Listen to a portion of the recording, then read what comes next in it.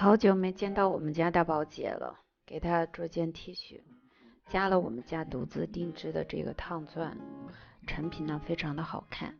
我们首先还是打一个上平线，圆形领宽 7.5， 肩斜呢打的是15比上一个5，袖笼深打的是30厘米，衣长打的是70，四分之胸围27.5厘米，打好车缝线。肩宽打的40，一半就是20厘米，20落肩打的是15比上2，打了一个10厘米的落肩，画顺整个的绣弧线。开宽了3.5，领森打的3厘米，底摆缝缝2厘米，底下全部1厘米，我们给它剪下来。现在呢，我们来做这个前片，按照后片我们整个将它给剪下来，只是在这个底摆的地方呢，我们前面要下落 1.5厘米，前领深呢打的是11厘米，画顺前面的整个的领弧线，我们留1厘米的缝缝，然后给它剪下来。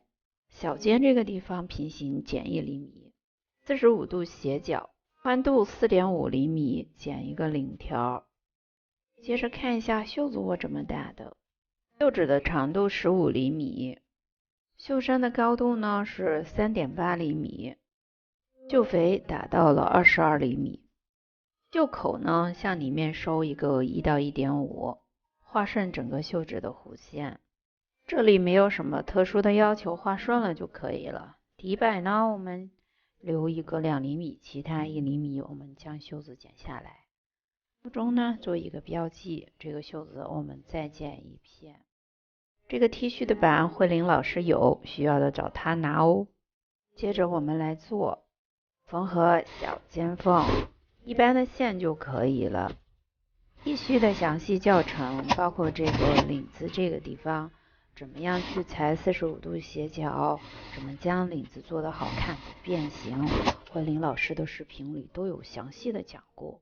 做好定位以后呢，我们就开始来烫钻。首先烫的是这个烫画，然后再来烫这个烫钻，这种是非常特别的一种烫画哟。关键点就是要在这里，我们烫画和烫钻的时候一定要开蒸汽，酝压10秒钟，拿开。最后所有的烫完了之后，还要隔一层布酝压，这样子会更牢固哦。成品是不是非常的好看？这种 T 恤我们是先上的袖子，然后再来合侧缝的。你在这里别忘记要加后领条。好啦，衣服就这样做好了。